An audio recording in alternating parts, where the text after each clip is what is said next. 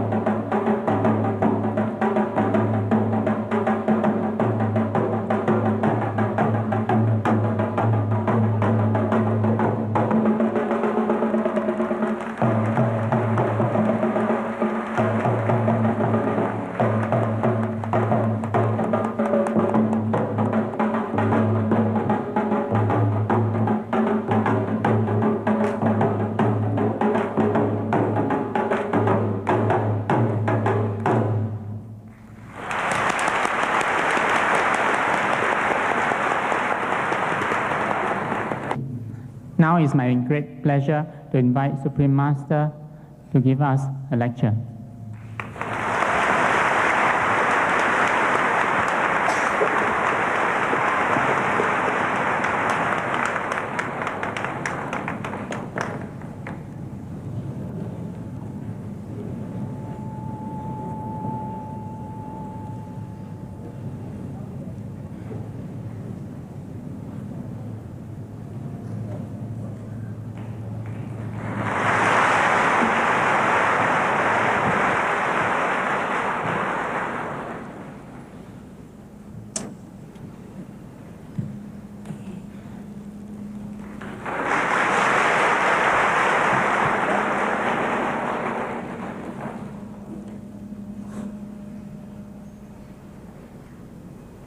Now we would like to present masters with flowers and fruits.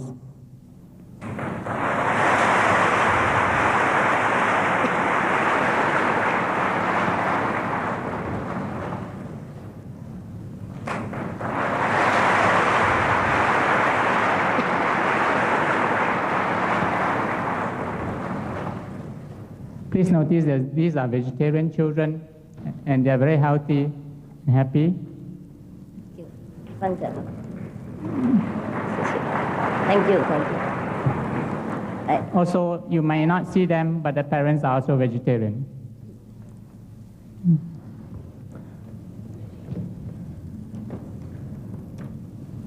We have a lot of adult disciples presenting Master with flowers and fruits today, and they include Singaporeans as well as disciples from Taiwan, Indonesia, Los Angeles, Germany, and Thailand.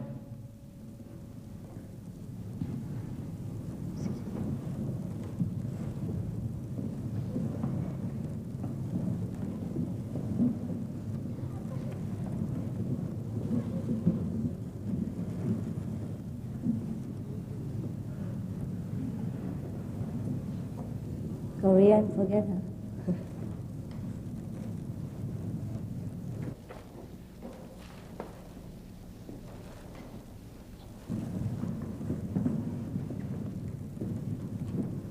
Wow. We can open a flower shop.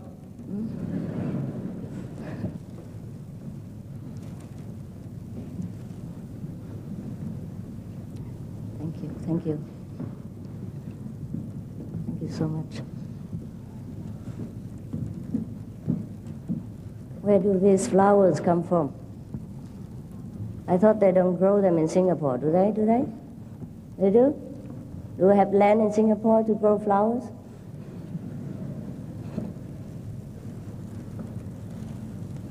So now you know what it's like to sit here. You can have fruits and flowers and sit alone. Now I would like to invite the fellow initiate to tell us about her experiences. Good evening, ladies and gentlemen. My name is Shirley Sito, and I'm a manager in a local bank. As a Kuan Yin initiate, I'm very happy tonight to be given the opportunity to share my experiences with you. I'll touch on how being on this path has made a difference to my family life and cite instances where my inner meditative encounters have left an indelible mark on me. I was initiated in Taiwan. During initiation and while in meditation, I was suddenly bombarded by a strong pulsating light aimed at my third eye. I had to steel myself as the force was so strong and overwhelming. In fact, I thought that I was about to topple backwards. The light seemed endless. I heard beautiful sounds, one after another, as if playing a melody of its own. My husband and I enjoy a close relationship. Now I'd like to relate my experience, which helped me understand the basis for this closeness. One night, after a good meditation session, while lying down, I found myself transported back into what seemed like the Middle East during medieval times. As if looking into a crystal ball, I saw a sword-wielding man with a prominent mustache, whom I knew intuitively as my husband. Following these, the scene changed quickly, and I found myself looking at what seemed to be ancient China. This I know to the garb of the man. This time, it was a scholarly-looking man with the same trademark. He had a prominent mustache. If you look at my husband today, you'll notice his mustache. He has the bearing of a Chinese scholar and a fondness for swords. It seemed as if my meditation has allowed me to see into the past, and now I understand that the continuation of our relationship has been through many lifetimes.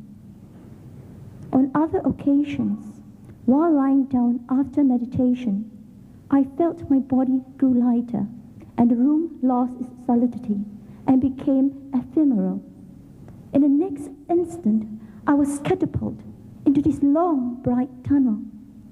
At the end of it, I found that I have arrived in a strange land, all peaceful and quiet. I had also the opportunity to fly in what seemed to be a flying carpet, to see strange cities, to all white and glowing. I sense a profound peace there. There are many more instances in which the blessing of the Master has been keenly felt by both myself and my family. But I will not dwell on them because it will take too long. Suffice to say that on this path, we are blessed with both outer and inner experiences. Master's power indeed works in a mysterious way, beyond our human intellect. I'd like to sincerely thank Master Cheng Hai for initiating me and my family. Thank you.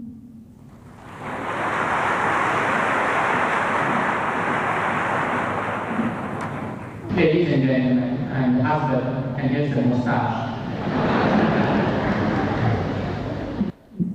May we welcome Master Cheng Hai to give us the lecture now.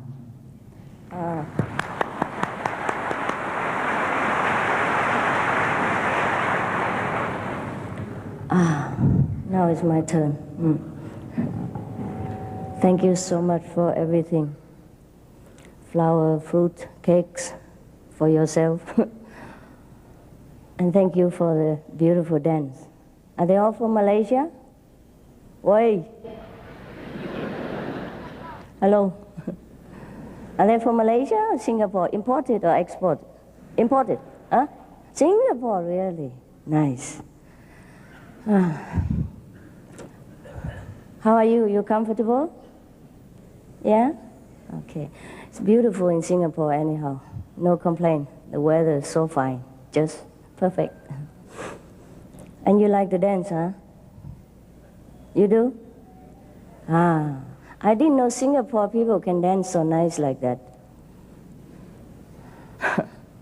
The only time I saw Singapore people dance, last time there was something like a workout time, Singapore, something like that. And they were wearing short pants and sweating. And I thought it was very nice already. And I didn't think it could be so nice like this. Before I came to the lecture, some mysterious angel without wings bought me some clothes, you know, like one similar to the dancers, you know. And they thought they expressed the wish that I should wear them, because here, the Malaysian people wear like that.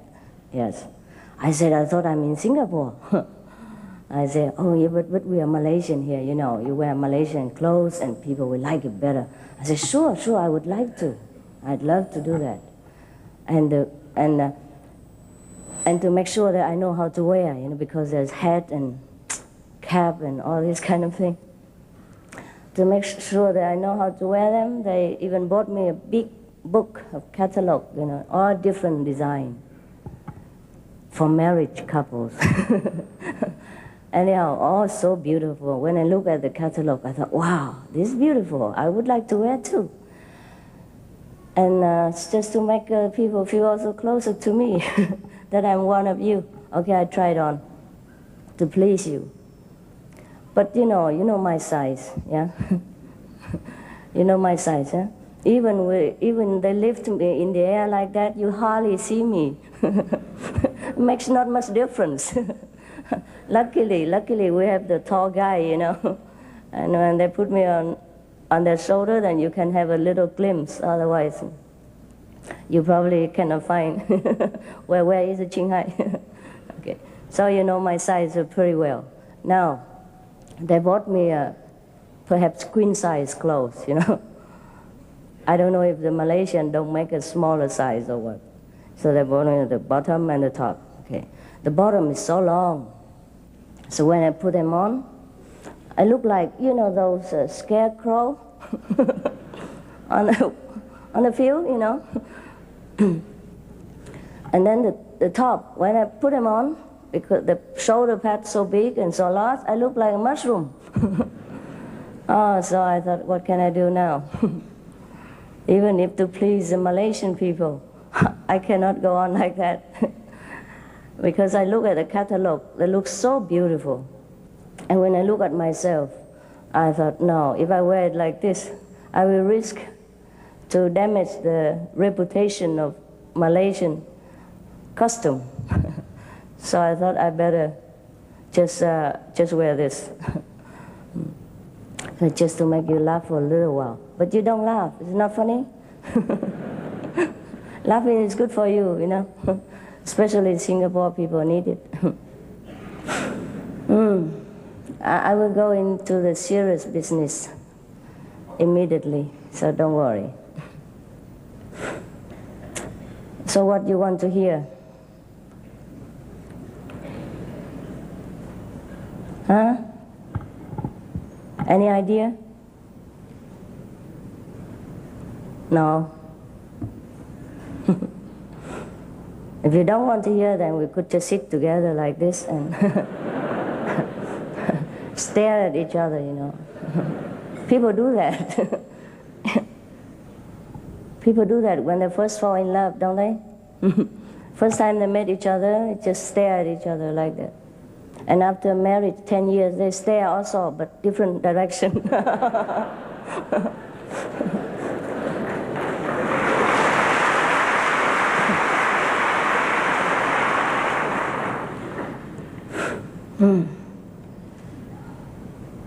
When I see you, I forget everything.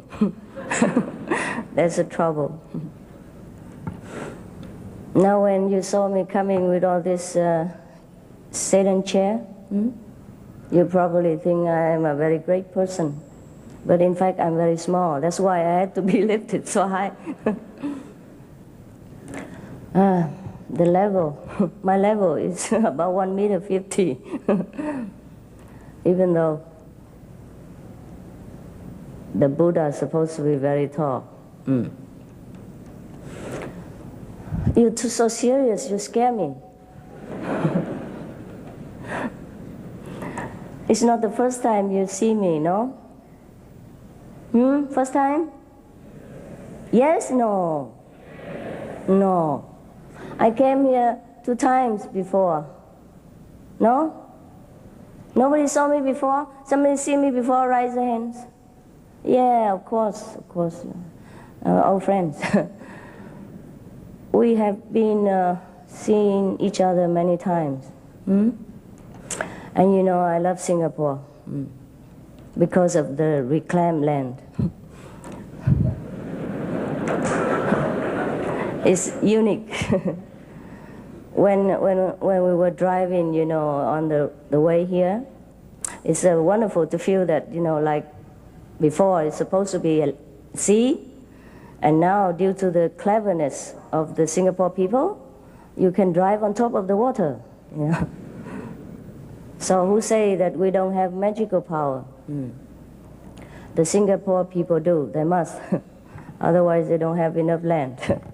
And I think it's fantastic that you, after sowing all the mountains down, you even dig the ocean and make it a highway, you know. This is fantastic. And I was saying to our friend who drives the car that it's okay to be small, you know, like me. Don't have to, because we were talking about a big country, yeah? And I said, oh, Singapore is beautiful. It's small, it's beautiful. And he said something like, we try to expand, you know, to make it bigger. Just like this afternoon when I tried the Malaysian outfit, I tried to expand myself to fit into it. And so we were talking about the country size, and I say, no, maybe Singapore is small, that's why it's easy to govern. And that's why you develop so fast, and it's the envy of many nations. So we should not always consider the size, whether it's big or small. The same thing happened to the spiritual life. Many people expect that the enlightened person ought to be enlightened.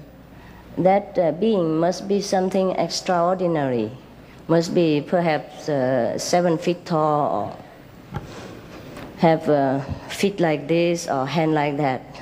Because we read the sutras, in the sutra, the Buddhist Bible, it described that the Buddha has such and such a mark, like his feet, linked together like the duck, his leg look like the deer's leg, and his eye look like a cow's eye, thing like that, And they try to make the Buddha beautiful, but if you put all this together, it's make a funny Buddha, They don't realize that. Perhaps in the old time, these kings of animals are the best symbol of beauty, yes, and a noble character. That's why people try to convey to the one who loved the Buddha, try to convey to others that he is so beautiful, like, the way he walked like the king of goose, yeah, and his chest is like the lion, and such and such and such things, yeah. But when you put all these animal parts together, you don't know what kind of Buddha that is. Now this is the outside only, and the inside of us, each one is the same. I think all of you know that. But how same? And how can we know that? And this is a difficult question. Even though it is very easy, but it is difficult. Because we have forgotten it, that's all. We have forgotten completely what we really are, and we are busy with chasing our dream every day and trying to fulfill our immediate desires, and we forget. We forget what we really are and where we come from. Just to tell you how forgetful we can be, I'll tell you a true story of myself.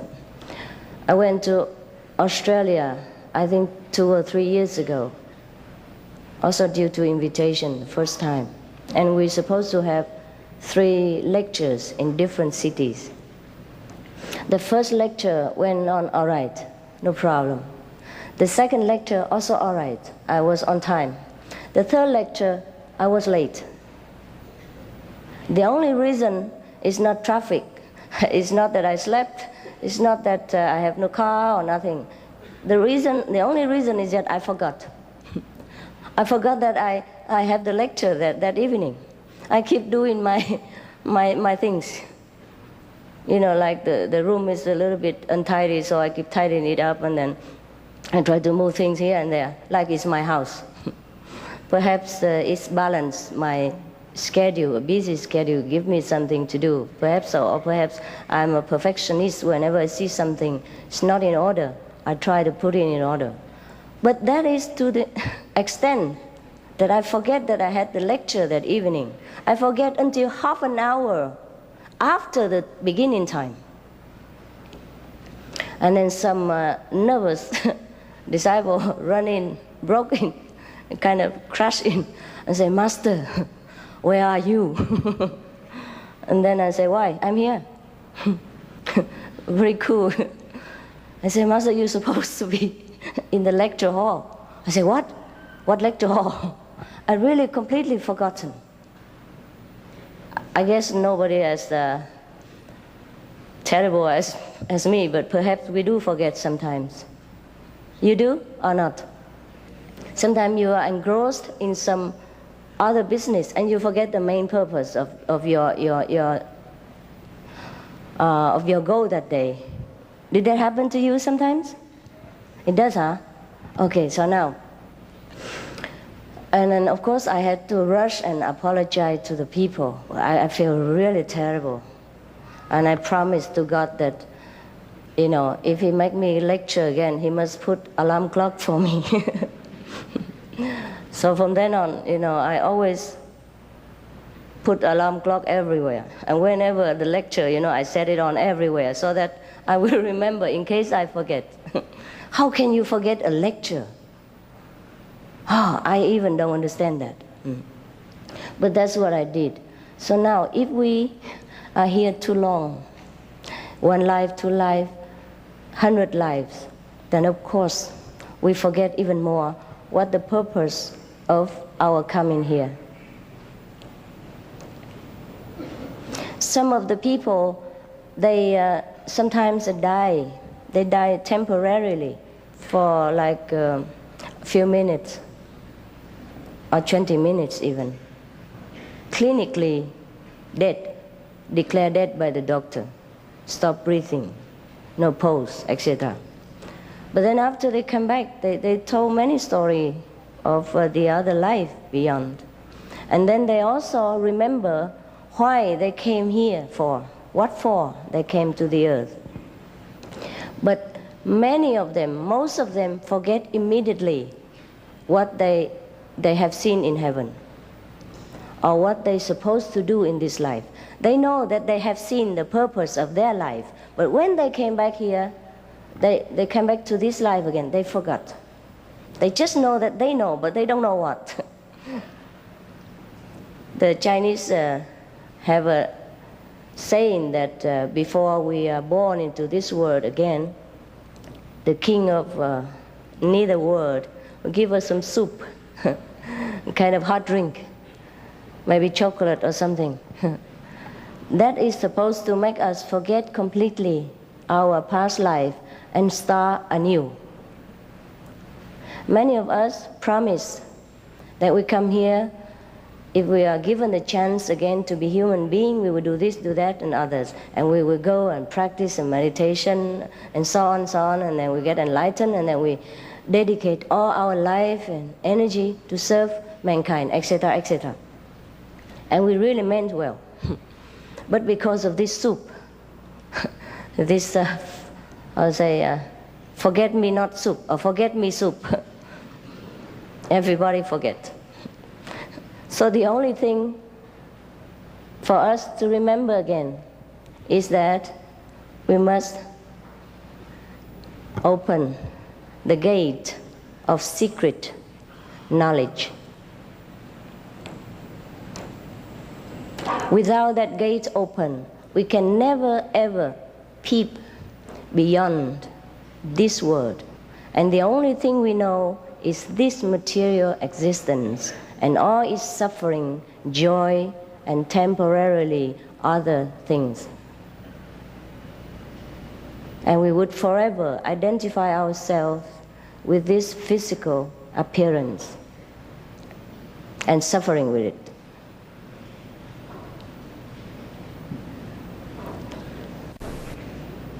But why? Why must we remember the purpose of our coming here?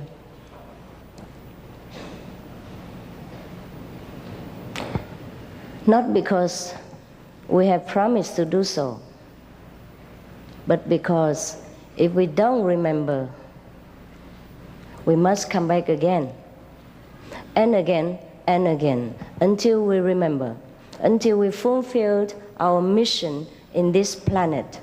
And then we can go to higher existence or remember our original great position in heaven or in nirvana.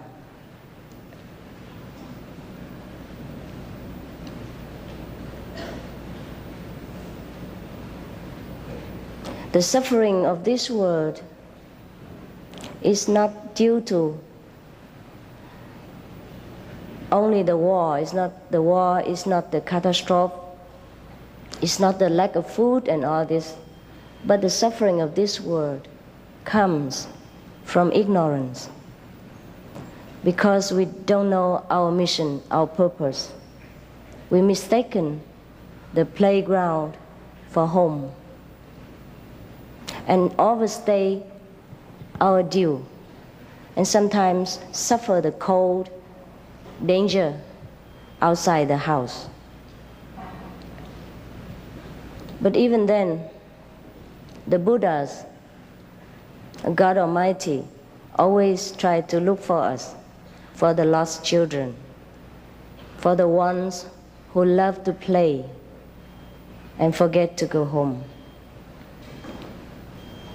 Therefore, the Buddha sometimes come down, endure the suffering of the human existence, endure a humiliation of the petty physical life in order to find the lost children, to bring them back to safety before it's too late.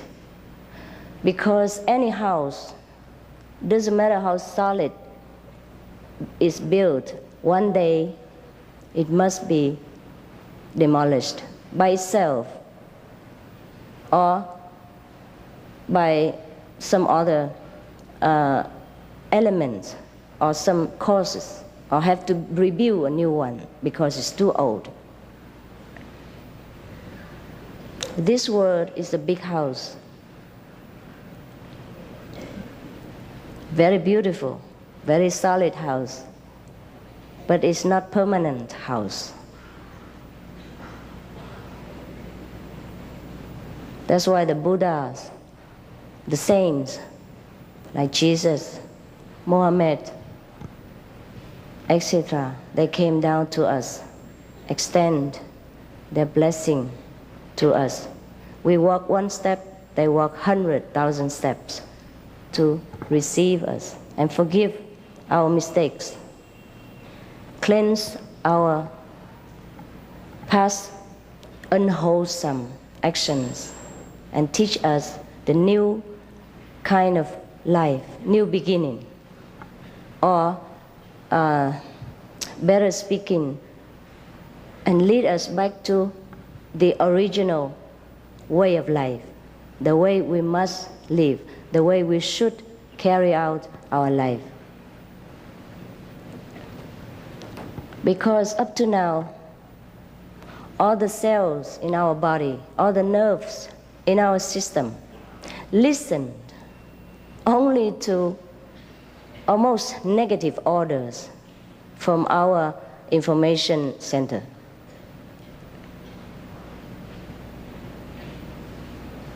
That's why we have war. That's why we have assassination. That's why we have,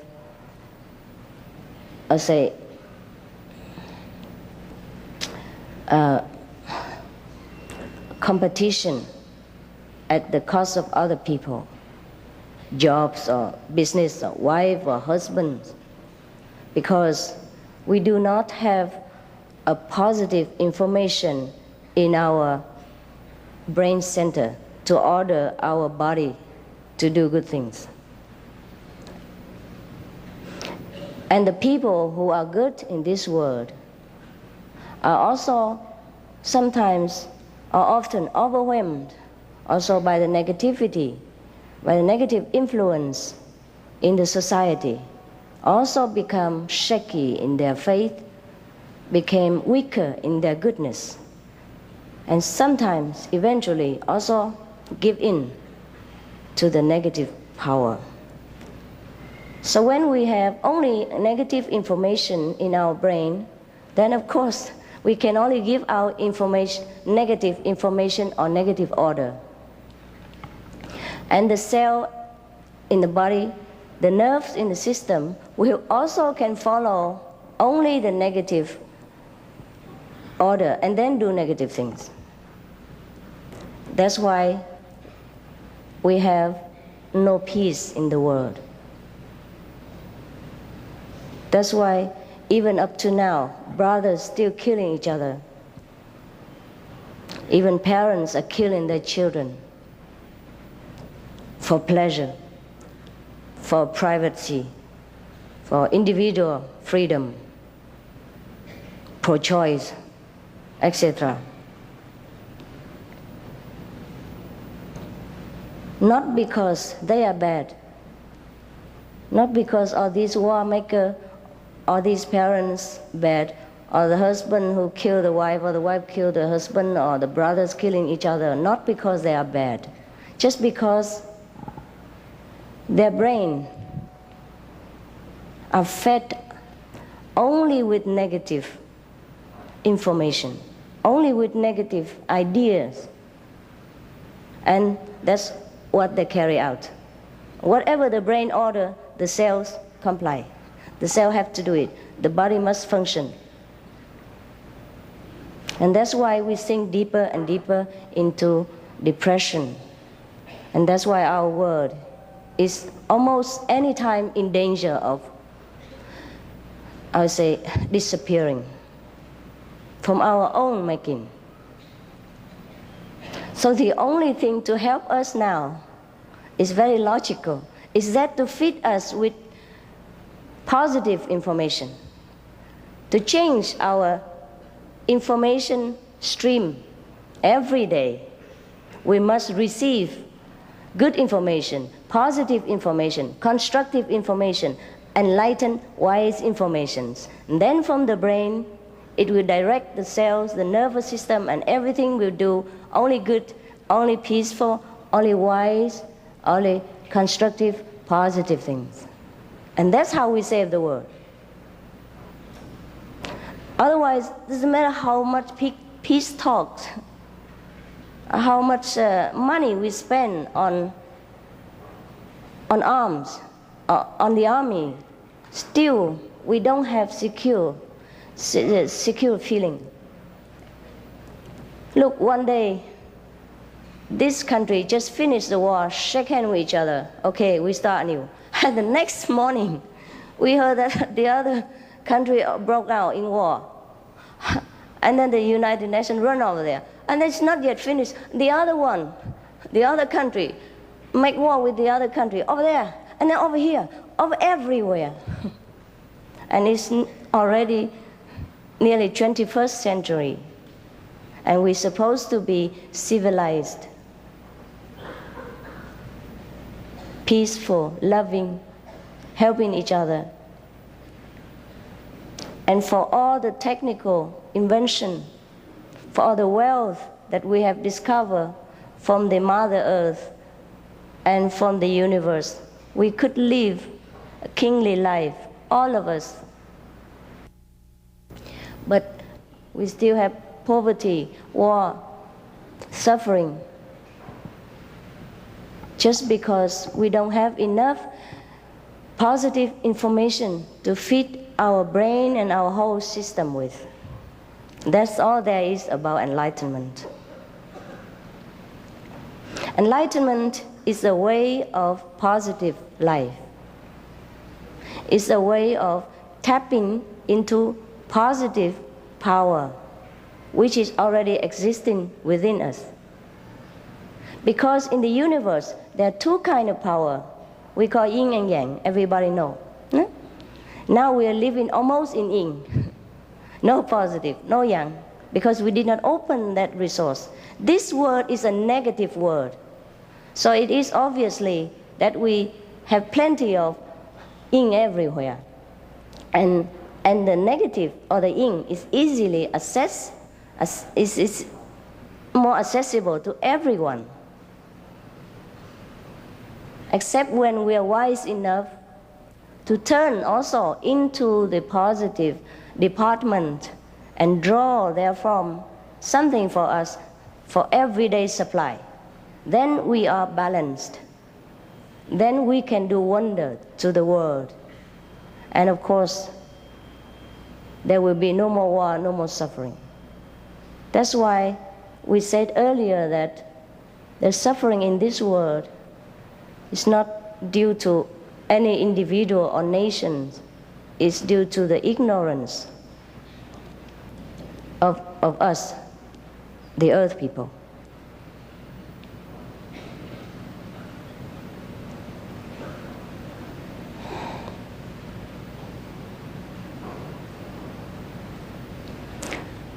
Enlightenment is nothing new and nothing that we have to beg for, nothing mysterious. It's just a positive power that we have within ourselves, laying, sleeping unused up to now. So if someone to remind you where to look into and how to use it, and that is called enlightenment. And that's why it can be immediate. Because if you have something in your pocket or here, you can take it out right away. There's no need to go to the supermarket to buy it. That's why it's immediate. As long as you want to accept it, it will be right there. And I will show it to you that it is immediate. And you can use it right away. And you can see your life improve right away in the first days. Some people feel like they are born again right at the time of initiation. They're so joyful, they could just go on the street and kiss everybody. Of course, I advise them not to do that, especially in Singapore. It's just a way of expressing their joy, yes. And from then on, their life become as light as feather, you know. They work without burden. They take care of the family with love and not with so much, struggling. Huh? Most of family members often struggling with each other, also due to ignorance. And so many people after enlightenment, they find their family became heaven. Yes. And if everyone like that, every family like that, then we don't need to go to heaven. Our planet will be preserved, and then, because due to our positive power, we can also elevate the vibration of the earth and make it become heaven-like. The only difference between heaven and this earth is the vibration, the frequency. The frequency of heaven is fast but smooth. The frequency of the physical world, such as our earth, is gross, is rough, uneven. That's why sometimes we have disaster, earthquake, and all kind of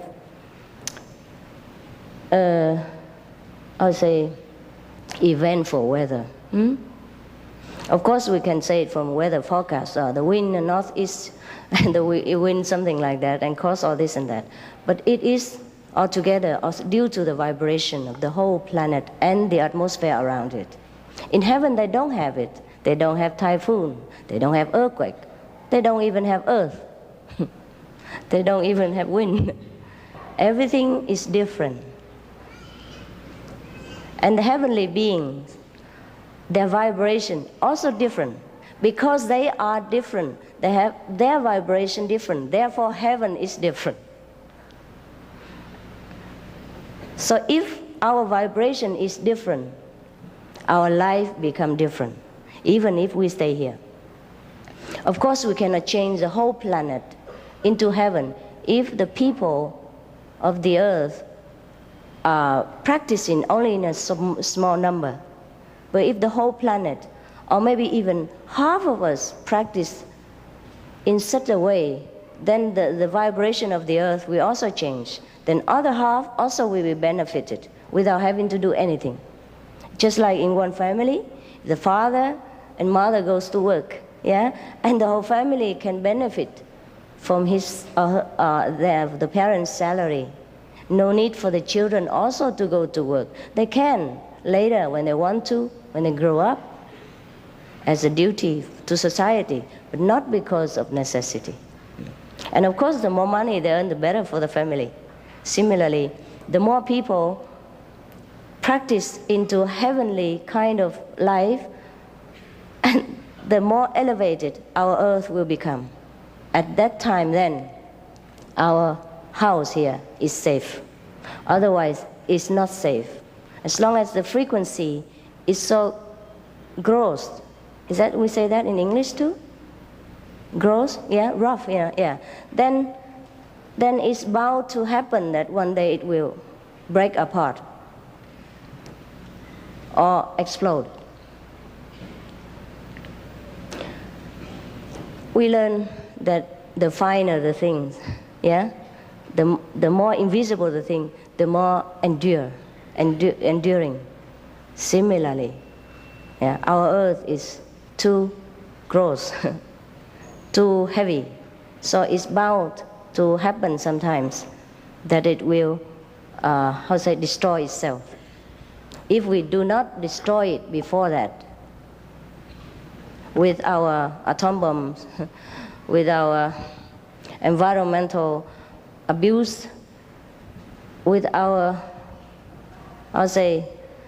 ignorance of the protection of the atmosphere around the earth. We sometimes poison ourselves with too much chemical, poison our earth, poison the water, and so it's bound to happen that it cannot last.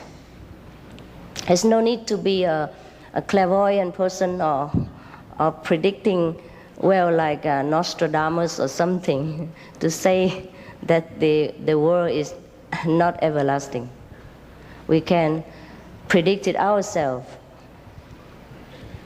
if we look around our neighborhood and see how we treated our planet and how wars have damaged each and every corner of the world, now and again. There is a story about two devils who live in a mountain. Actually, they're not devils, they're kind of semi-ghosts, yeah? Demigods, gods or ghosts, perhaps half angel and half goblin-like, yeah, okay. And they live together too. One is green and the other is red, just like the green light and red light outside. Okay. Green is for peaceful, smooth going, right? Red is for war, stop, obstruction. So, but both of them live together happily ever after, ever before, together on the mountain, and with no problem, no anxiety, no desire, nothing. They live for long, many hundreds years already. And often when they have nothing to do, they sat on top of the mountain and look down into the world below them, the world of humankind.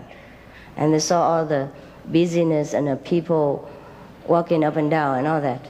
And they saw the world is always changing. So the green say to the red, you see, we live here many hundred years already, and our life never changed. Every day the same thing. But the world below, the world of human being, every day change. How come? And the red said, oh yes, you're right. Very interesting. Their life is more interesting. But the green said, but how come? How come their life is so changing all the time? And then the red thought for a while and said, oh, it must be because they always fight each other. Yeah. Because they build a building beautiful and big, and next day they fight and they demolished it. And then they build another one and then have war and destroy again. And that's why their world always have something to do. That's why the world is always changing. So now, if our world here, the two of us, too peaceful, too boring, I think we have to start fighting with each other. And that's what they think. That's what the red think. And the green say, no, fighting, we are good friends. We've been friends for many hundred years. How can we fight each other? But the red say, if we don't fight, then we never have any change. Our life is always going on like this, and it's boring, and we don't make any progress. So let's fight. So the green say, no, I cannot do it. No, we are friends. But the red insists, say, from today, you are my enemy. That's it. Declare war right there and then. So, and then he left. He don't live with the green anymore. He moved to the other side of the mountain and sat there alone. Prepare for war. And the green also stayed there in that corner of the mountain, felt so lonely and miserable. He missed the other devil, the goblin, demigod. So he was feeling very miserable, you know. And you know the goblin, the kind of demi angel, they have magical power. Apart from can fly, yeah, can make things appear by themselves, can see very far, can hear very far. They also have a long nose, which can stretch to no limit. So the green goblin sat there one day and feeling very bored. And suddenly he noticed in the world of human below, there's something shining, flashing, shining all the time. So he was curious, He was curious. And he used his nose. He make his nose long. He say, grow longer, grow longer, grow longer. And then the nose keep growing long, long, long, long, and then pierce into the world below, where the shining and flashing is happening. And then the shining and flashing came from the clothes of the princess of that city. And it happened that the servants were hanging her clothes outside to air it. Yeah. And her clothes have gold thread. So and also some jewelry studded with diamond, rubies, and etc., etc. So it's glittering in the sun. That's why it was shining and flashing. So now the servants say to each other, oh, her clothes are so beautiful, but so many, now we don't have enough bamboo pole to hang. What to do? At that moment, the nose of the devil, the goblin, just arrived on time. Did you hear this story before? No? Oh, I'm glad. So and then the servant thought, oh, we have a long bamboo, enough to hang the rest of the clothes on it. So they put the rest of the clothes of the princess on this green pole. And then happy went inside. Eat some chapatis. So now the goblin, the green goblin, suddenly felt so heavy on his nose. So he was scared. He immediately, pulled his nose back to the normal size. And then there come all a bundle of glittering clothes at his feet. And he was thinking, oh, must be a lucky day. So he tried on. And beautifully it looks, yeah. So he was proud and marching around himself alone. And then it happened that the red came over. He wanted to start a fight, to progress. But then the green said, look here, I have some new clothes, beautiful. And I saved some for you, half of them for you. And the red was looking with contempt, say, look, I don't wear these kind of ridiculous things. Only crazy people do, like you. He wanted to start a fight, so he talked every nonsense. But the green is always green, so it's very cool. So he don't pick on it. He said, okay, fine. If you don't wear them, I do no harm, leave them there. It's all right. So the red don't know what else to do. So he went home. But actually he was very, very jealous of the green. And so he tried to get some clothes for himself. So now he also put his nose very long down into the palace and waiting for some clothes to be hung on. But it happened that the samurai, at that time they are practicing swords together. And when they saw such a long thing is coming, they said to each other, what's that? And the other said, it must be the new invention of the enemy trying to attack us. Let's kill it first. Oh, okay, then pack with the sword. And so suddenly the red felt so sharp pain, and immediately he pulled back his nose to the normal size. And then here it bled, and he cried and cried so much. And then the green heard his crying and came over, said, what happened, what happened?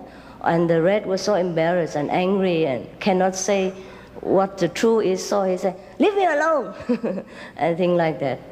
You don't bother me. And so the green said, no, I don't bother you. I just want to try to help you. It's bleeding. Look here, I know the medicine, and I put it on. It will stop right away, and your nose will become beautiful like before. Otherwise, you have a big scar here, a big hole there, and then it will be very ugly. I just want to take care of you. And so the red, after all, feel touched and said, all right. And then he cried his heart out. He said, oh, it's really hurt. Please, quickly, help me. Make it better, quickly. Yeah. And then from then on, of course, they make peace together because he had enough with fighting. He thought, okay, fighting is no good. He learned the lesson of peace. From then on, they wear nice clothes and drink tea together every day. And no more war. But our world has not learned this lesson of love. And it is a sad affair. So now, instead of always writing on the newspaper, criticizing the government of this and that country, scolding this and that dictator, telling the army what to do, because it has not been any use up to now. So instead of doing all this, or apart from doing all this, still we have to find a way out for ourselves before it's too late. And the only way out is the so-called enlightenment. And enlightenment is only getting back the positive information that we badly lack. And it's right there. Because it's already there. It's just that we didn't use it. When we are born into this world, everyone must take care of the immediate needs, such as cold, hunger, or environmental, infection, etc., etc. Therefore, the immediate reaction from birth or since childhood is all this material comfort, all this physical need. And that is why we don't have the chance to remember the positive information that we must have in order to survive, in order to be wise and to fulfill our duty better in this world. You see why we forget? You see why we don't have it? You see why we have it but we don't use it? Just because immediately this world overwhelms us with physical threat. So that the immediate reaction from us is that to protect ourselves, the body, see? Feeding, drinking, clothing it, building house, buying more blankets, yeah, and getting a big car so that we can move around, building a big road so that we can drive the car on, etc., etc. All this physical necessity immediately from birth overwhelm us and take all our time up. And that's why it became a habit to us to preoccupy ourselves with physical needs alone. And that's why we forget further and further, more and more about our other positive side of nature. And that's the only secret. Does it make sense to you? Okay, thank you.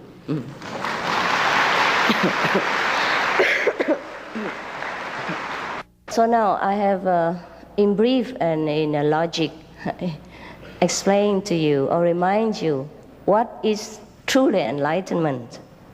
And there's no mystery about it. Just the positive side of our nature. And we have both inside. So up to now, we only use the negative because of the necessity of this negative world force us to always have to lean on the negative side to survive. And then the more we do it, the more we forget the other side, that's all. But that is the thing that we should not do. Because without the positive, we can't even take care of the negative well. Without the driver, you know what I mean? The car, doesn't matter how good you take care, it will not move. And it will move all wrong way around, killing people if it does. So now the driver must wake up, or wake him up and tell him to drive the car, drive properly. And that is all there is for enlightenment. Because the time is late due to your working hours and regulation of this theater, so I will not go on and on anymore. And perhaps you want to ask me some questions, then please do. And then I can continue further to satisfy your inquiry. Will I be liberated if I practice the Kuan Yin method? Of course. What else do you practice the Kuan Yin method for? Huh? Not only you are liberated, many of your generation, of your relatives and friends will also together be liberated when they leave this world, or if they already left this world. The power is how to say, incredible. Master, you said that you can show us immediate enlightenment. How can I get initiation? When can I be initiated? Immediately after I finish my job here. You go outside and put your name down, and later people will call you. And when I am free here, I go and tell you, okay? And immediately, I mean it. As soon as you sat down, I will knock you out of ignorance, of course.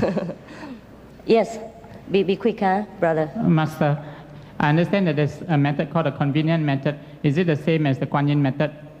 Not exactly, but it offers you also a taste of enlightenment. And you can continue to practice that every day without such a strict a regulation as a pure vegetarian diet or a 2.5 hour a day, thing like that. You can meditate half an hour every day or 1 hour apart, or 20 minutes, whatever you like, and eat the vegetarian diet as conveniently as your position or your situation allows. So that's why we call it convenient method. And you also have enlightenment, but it's a small kind of vehicle. You can only liberate yourself alone. And the Kuan Yin method will liberate many of your relatives and friends, up to 7 or even 9 generations. The people you don't even know, your ancestors, etc. And your next generation, your grandchildren are not yet born, etc. Because of the blood link, they will also be free.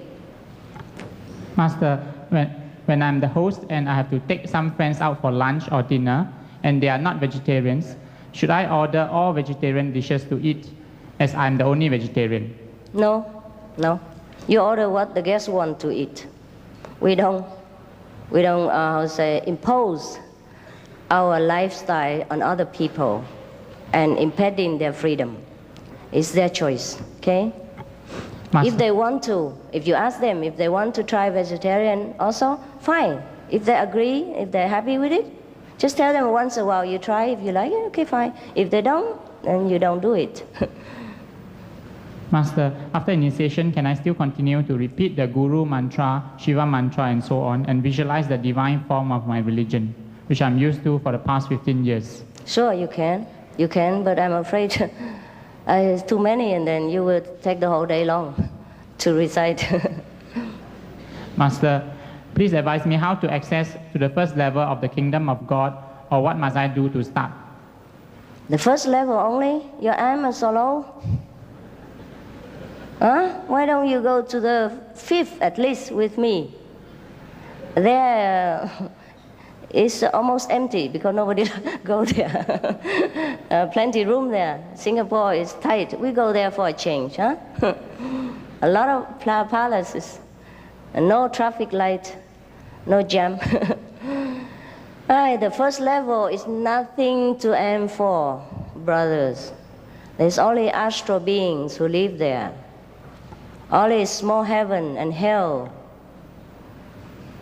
There is only magical power, small healing ability, small clairvoyance talent. That's all there is. And you may live there hundreds or thousands of years, but you come back here again, and who knows where you will be and what you become. So why go to the first level? First level is as unsafe as this world. Yeah? Don't aim to go there. That's only the A. The ABC of everything. We started from there, but we don't go there. We don't stay there. Master, in the first precept of no killing, if a snake is to enter my house, should I kill it in order to protect my family? You don't have snake in Singapore. Don't give me trouble.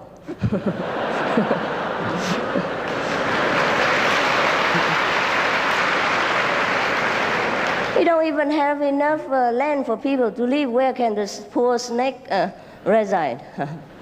But anyhow, you don't have to kill. You can give him a bag of a cloth bag, and he will happily crawl into it. And you set him outside, somewhere else in the bush or something, and he'll be happy. But if you must, of course you can do it. But then you pay. You can do anything you want in this world, just as you must pay.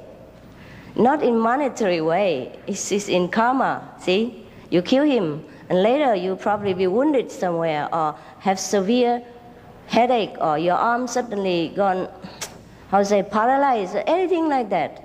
You pay, maybe temporarily or maybe long term. It depends on how great the things that you have done, how much you took from the physical treasure of the Lord of this creation.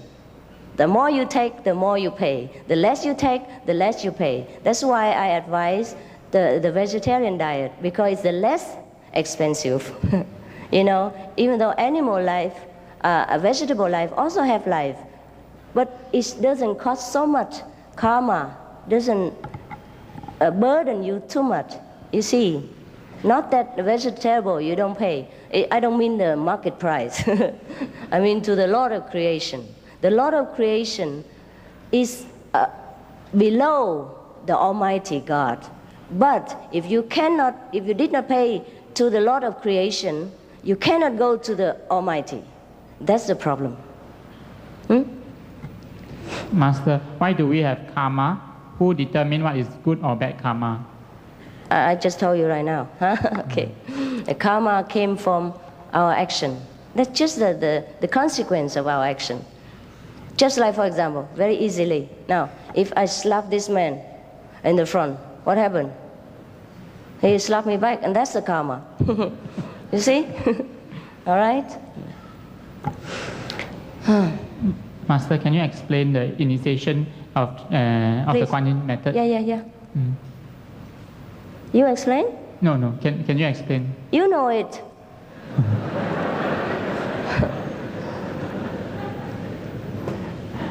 Master, if I cannot take up initiation... What? You don't explain to people?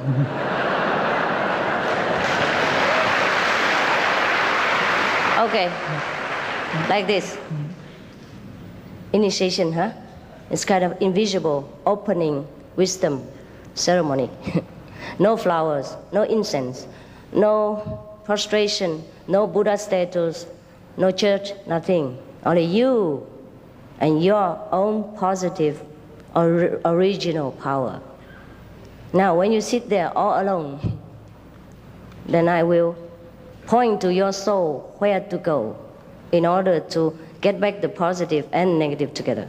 Understand? Now you are separated. Okay? Always lean onto the negative side for survival. Now, when you sit alone there and ready, willing to go back, okay? I just put you back, okay? But no action involved.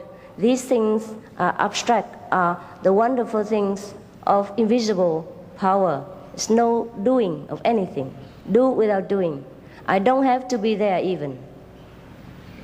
I don't have to even know your name, your address, your age, your profession. I don't have to know you. I mean, physically. Inside, no, yes. Therefore, the initiation is just that you sit there and get back your positive side. Oh, you know, like out of balance. Now you always lean on the negative like that, right? Okay, now tick, come back, and then you balance. That's it. And then you know that you are enlightened because you see the light. You receive the teaching from heaven through melody. It's not by Singlish, it's not by Chinese, it's wordless word, silent sound. These will make you wiser, and more realize that you are great and you are the master of the house. Yeah? That's the initiation. Okay? But no word can describe that because I will not talk to you at that time. I might not even be present because you will be alone with the whole universe then. You know? And that's how you know yourself, okay? It's difficult, try to understand. If you don't just go for initiation, then you understand. Master, after enlightenment, can we still get sick? Sure. Look here, I have a cold. I'm supposed to rest. I had a flu. Thanks for some of the friends who gave it to me. And I was weak because I overworked a lot of time, often time, because of many disciples and demands from the world. So of course my body is like yours, or your body is like his, yeah? If you're weak in resistance, overwork your car, then it will stop. It gets sick. That's the same. The car will get sick, whether is it Benz or is it, Cadillac. It sometimes gets sick, but that's a normal thing. Why should we avoid sickness? It's no big deal. If I wasn't sick in these days, I could not have enjoyed 2 days in bed. So that's a bonus. It's not bad. And all the people loved me so much. Wow, while I'm sick. They feel a concern, and that's an enjoyment also, okay? No problem to be sick. The Buddha was sick, wasn't he not? Yeah? Yeah, sure. Sickness, no big deal. Master, if I cannot take up initiation now, when would you come back to Singapore? I come back all the time in your dream. But you forget. Try to wake you up, but you don't listen. And after you wake up, you forget again. So there's also for nothing. So I have to come here physically, and you still forget. You say, if, maybe, perhaps, probably. Let me think about it. All right, then think. You have many centuries to come to think. Okay? If you're not here, you will be in other world, thinking. Difficult to promise you, even though I like Singapore. The only reason I came here this time was because it's near to Thailand, and I already promised Thailand, and just in the mood of, ongoing, I promised Singapore also. Otherwise, I could not really afford it. There are about 40 countries on a long waiting list since many years, and I'm ashamed to even to face them. But I have physical limitation, also financial, and also organizational, involved, a lot of things. It's not that just I come here and then everything fall from heaven and then I just sit here and talk. Even I myself, I have to prepare for you.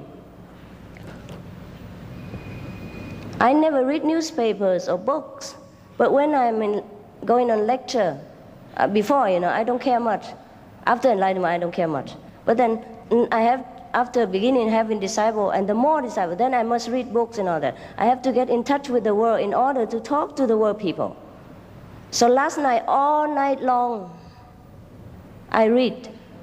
I did not sleep 1 second until about 5 or 6 this morning, and I finished reading the whole Singapore and all kind of regional and worldly problem and books, and then I went meditate. Even with my flu, all sort of medicine, it made me so drowsy. I had to fight with it in order to make a better service today. Of course, I can just sit here and say anything. I could say that. But it's not sincere enough in the worldly level. And it might not reach your heart so deeply. So I must also prepare. You see?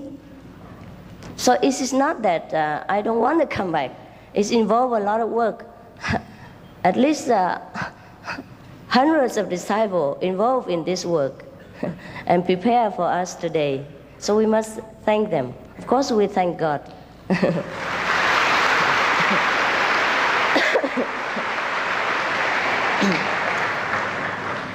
So Singapore, I did not really prepare to go to Singapore this time. It's just, I don't know what this Singapore do that it happened to be that I say yes this time. Otherwise, it's not that I don't like Singapore. Also the one reason I come here, you know why? Good government. Yeah, truly.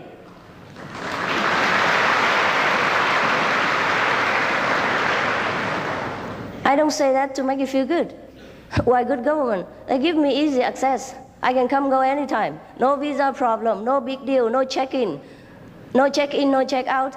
And when I come to lecture, I don't even have to spend one photograph. No personal data, nothing. All the disciples do it. And Malaysia also asked me to go. But they asked me for so many fill-in form that I say, forget it, sorry. You come to Singapore and listen. That's how it is, really.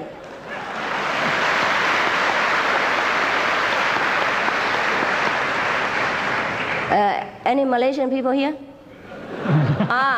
Is that true what I said? Yes, now you know, huh? Now you know, okay. So I cannot promise you, forgive me. The truth is like that. But because Singapore is so easy, it could be that I come more often, see. I also did 3 lectures in Thailand, also because I like Thailand, because there it's also free, easy, yeah? In some of the country, you can go, but I hate bureaucracy. I'm sorry, I hate paperwork. Yeah, I don't like it. So when I hear about it, I'm frightened because I travel all over all the time, always form filling, visa in, visa out, pack in, pack out. I'm already dead tired of bureaucracy. And sometimes check in the airport, searching all over for something that they can never find in me. The thing they want to find, they should find in me, they don't find. Anyhow, so I am tired of the bureaucracy. So anytime when I can avoid it, you know, when I can avoid, anytime I can avoid paperwork, I just say no. And I say, Singapore or Malaysia, very near. Why don't you just come here? That's it. Am I fair enough, right? Yeah? Master, Yeah? how would a person know that he is enlightened? Oh. If a person has a child, how does he know? Do you know that that daughter belongs to you or not? Or you don't know? Okay, fun.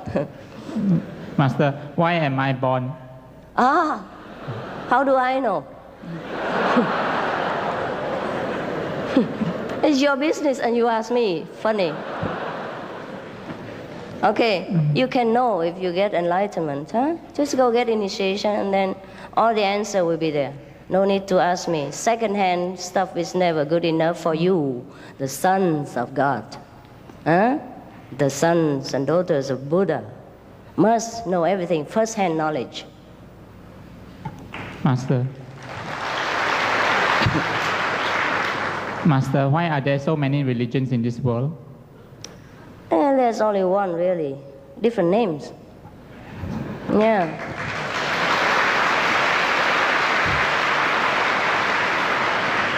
If you take time, if you don't believe me, if you take time, study all the religion together, compare them all, and then you know what I mean. Just because people don't study other religion, which is also good, fine. Be concentrated on your religion. If you know one religion, it's enough. Because it's similar in other religion. Tell people to do good, don't kill, don't steal, don't worship God, or Buddha is just a name. Yeah. And no religion teach people to do bad thing. Or stay here forever and eat and drink and die here. All religion tell you, be good person here and find heaven while you can. Right? And everything else is just blah, blah, you know, bureaucracy and detail. All right. Yeah. Master, you talk about knowing the way home. Where is this home? Where is heaven and hell? Here. Everything is here. But if you don't know, everything is everywhere. Everywhere is hell. Everywhere is heaven. If you know, then it's heaven. If you don't know, it's hell. That's it. Simple. Master, beyond our world, there are many levels. May I know which level is Jesus Christ on? You get me into trouble. I don't mind other people's business. Okay, anyhow, you want to get every information free of charge. Now get to work, okay? and get paid yourself. Huh? Go to get meditation, and then you see Jesus yourself. Talk to him the way I talk to you right now. And that's the way it is. You should know everything firsthand because you are the children of God. You don't know how great you are, so you must know. Okay, Jesus, oh God. Master. Jesus, how can I tell you? But I can only promise you that you can see him. After initiation, you practice. Some people see him right away at the time of initiation. As soon as I sit down, as soon as I say, now I begin, that's it. Then Jesus comes to them, or Buddha come. Sometimes funny, they both play tricks on us. Jesus comes to the Buddhist, and Buddha comes to the Catholic. Yeah, they have fun. They do that. They do that all the time.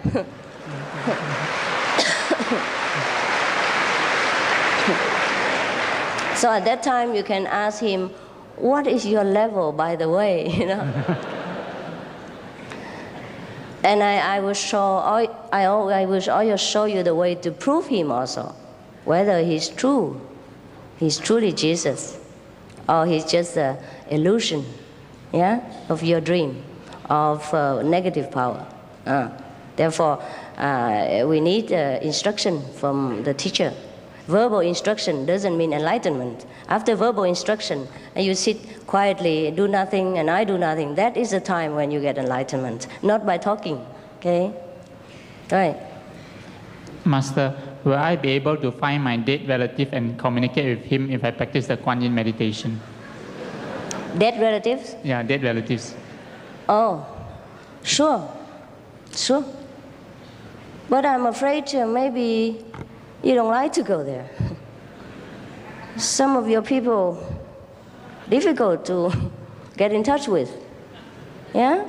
If you want to go to such place, you need a master, otherwise you'll be in danger. Yeah. So it's not always good to see dead relatives, huh? Now you practice Kuan Yin method, and some of your relatives, dead relative, will be immediately I'll say, released from whatever suffering they have. If they're already in heaven, they will go to a higher level of heaven.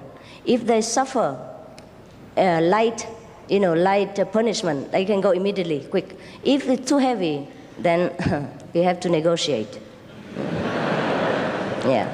Then the master must negotiate, or have to suffer for that person. But it won't be too long. For example, if that person has to suffer for 1,000 years, and the master won't have to suffer 1,000 years, just maybe a few hours, or sometimes few seconds, sometimes few minutes, sometimes prolonged, but not big deal sickness, thing like that. So it's not always ideal to see your dead relative. Huh? It's better to see alive relatives and and encourage them before they're dead. Okay? Love them, serve them, encourage them before they're dead. Huh? But you can see them. You can see them. Many of our practitioners see their dead relatives and friends, come in to thank them that due to them they're liberated. That is no big deal. No big deal. Okay.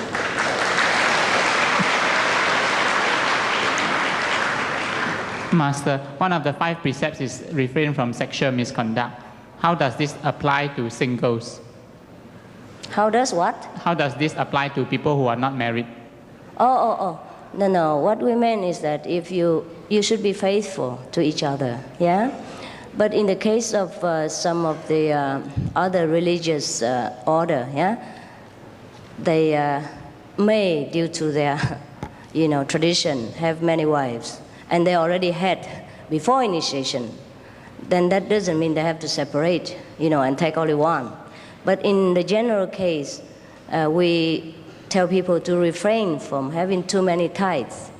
Because if you have one wife, I think you suffer enough. Oh, sorry, I'm sorry. Oh. What I mean is the suffering in, in the heart affair is very heavy for the wife or the husband to bear, and that you don't want to cause to other people, let alone your beloved friend or the mother or father of your children. So that's why we say refrain from having another affair if you're already married. But if you already have before initiation, just keep it like that. And better don't let the other two know each other. Minimize the suffering. The less suffering, the better. Yeah, because it will affect you also. You will have bad conscience and guilty feeling. How can you meditate in peace? When you meditate, you want to think about God. All you think about is the second or the third wife. Yeah, how she wanted to beat you last night because you came late, etc., etc. Or you buy a better clothes for the other one, etc. Yeah, so much trouble. It hurts. That's why. Okay? Yeah.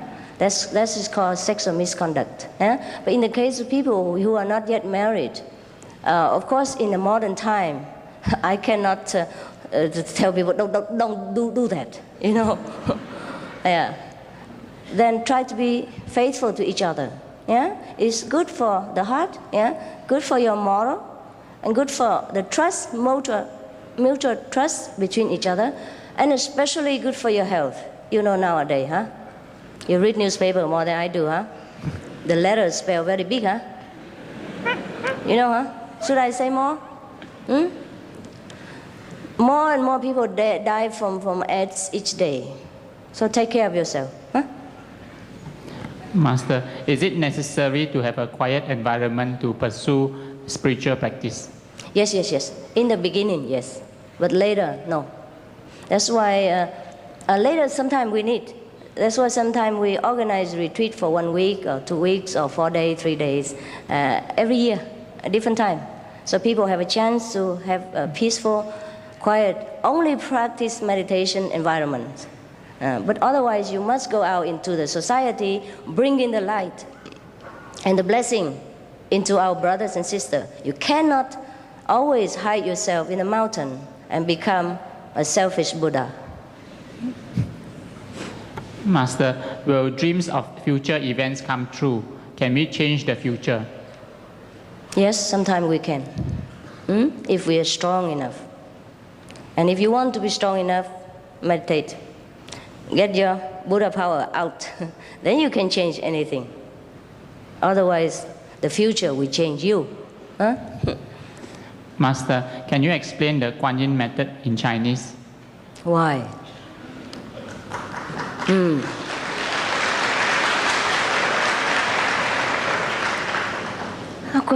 Now I'm speaking English so smoothly. Suddenly I have to speak Chinese. 这个嘛，你就去外面问我徒弟就可以了啊。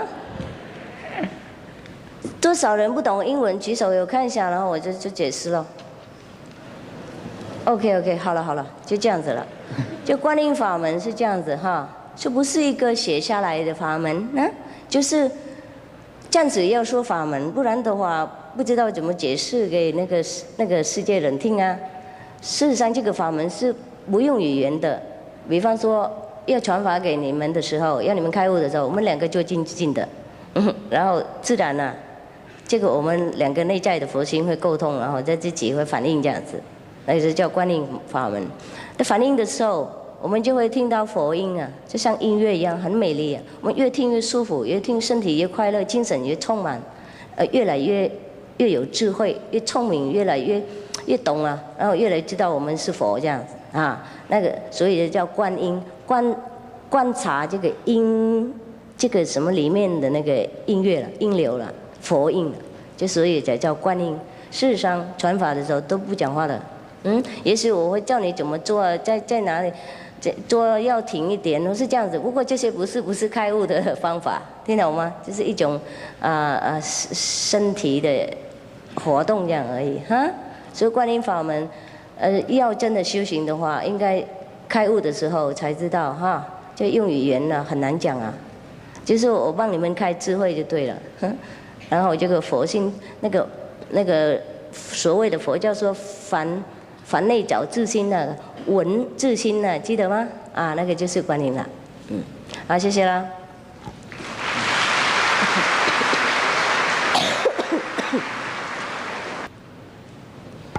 Master, if the Kuan Yin method can help me evade reincarnation, how about my karma in my past lives? Oh, I burn it. I throw it in the dustbin and set fire to it. Finished. Okay? It's like computer. You know where karma come from? Come from your reaction, and action and reaction, of course, but where it come from? It's stored in your subconsciousness. There's a button. I just push it, and it's gone. Okay? It's like your computer, or your record player. You can play it, you can record it, or you can erase it. Just know how.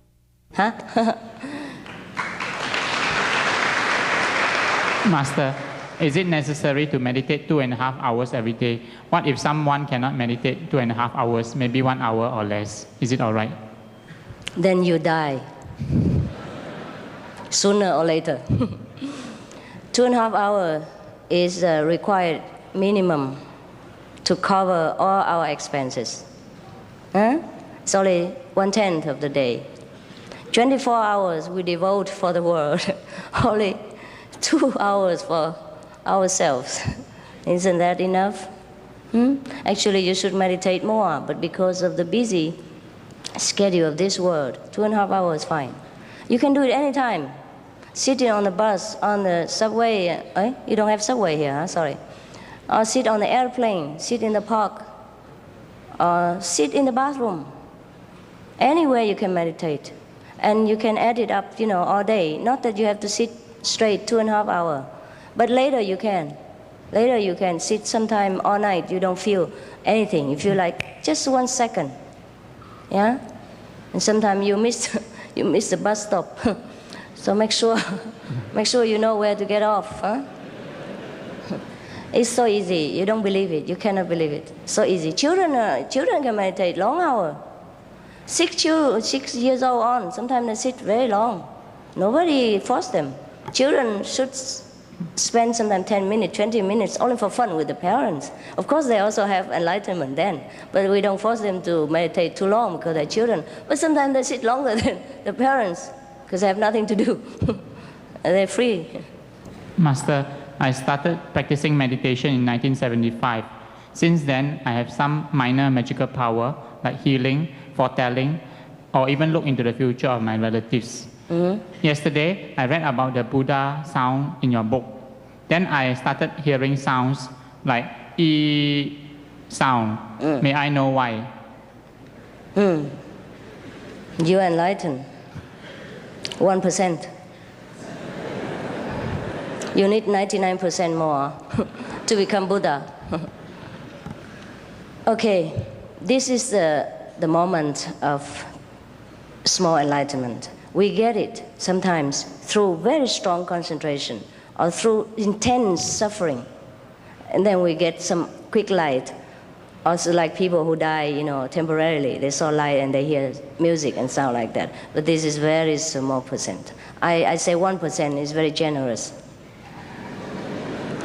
I don't want to hurt your feeling. Otherwise, this is nothing. Really, nothing compared to what you will have or what you should have if you have a proper, way to do it, okay? And then you have every day, more and more. You go from one heaven to another. You travel the universe. You're free any day. Master, usually we have to take how long to get enlightenment? May I know what does it depend on? How long do we need to get enlightenment? Oh, depends on many things. First, depends on the proper meditation method. For example, our brother just now, he also meditates, but in different way, you see. Yes. And it depends on your teacher whether that person is capable to lead you to enlightenment. Never mind talking about long or short. If you get a good teacher, you get immediate enlightenment. If you don't get a good teacher, I don't know how long.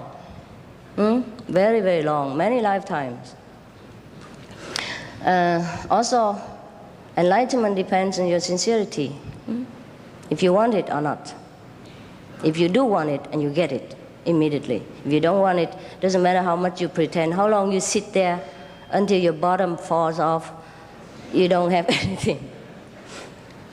Master, would meditation lead us to getting possessed by the devil? Possession. Because of meditation? Yeah, because of meditation. It depends.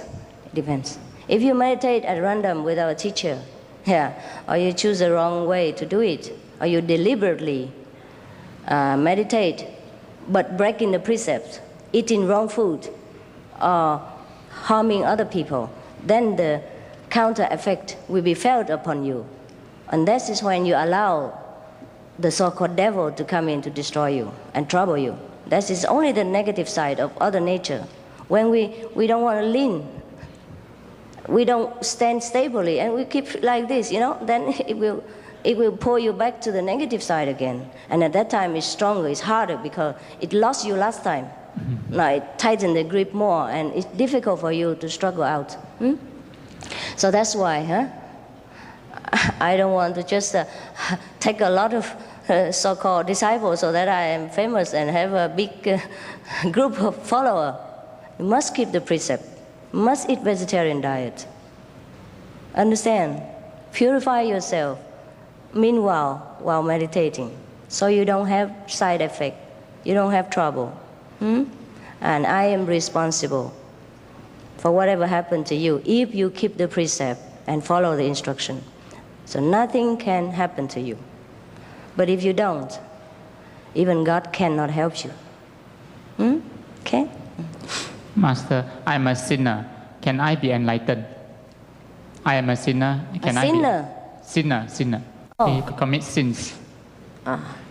Who is not a sinner? Please raise hand.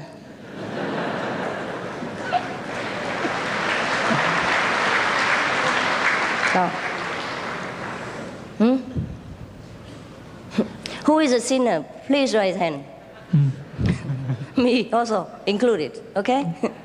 Don't worry. No one is a sinner. We just ignorant. We have not been taught the way of the saint.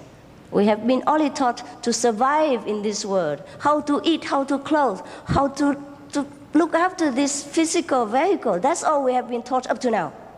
All the education is also leading to that end, so that you can have a good job. Right? We have not been taught the wise way, the holy way. So now is the time. No problem. We did think we don't know. How can we be sinner? If the child is not taught and he make mistake, how can he be blamed? Blame God. He didn't send you a teacher soon enough. His fault.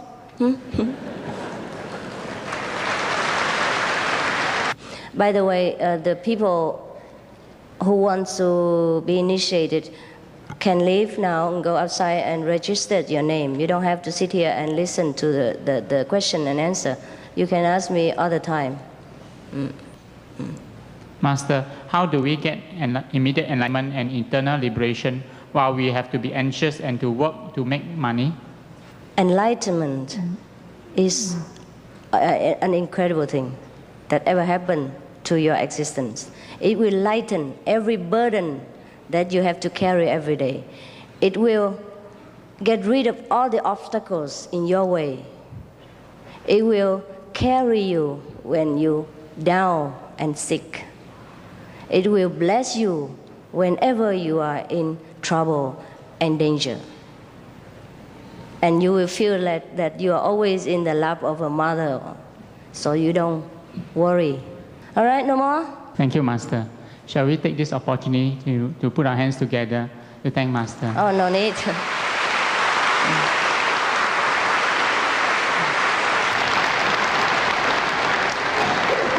Okay, I thank you all for your loving attention and for your trust, your love, your friendship.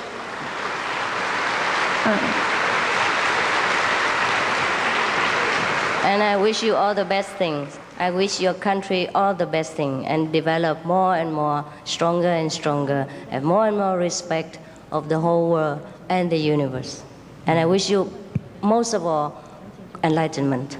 If not sooner, then later. Okay? Master, there are more than 10,000 people outside waiting to see you. How come? Oh, okay. Now I have to go out and show myself on the chair again. All right, huh? I have to go outside. Okay. 10,000 people outside.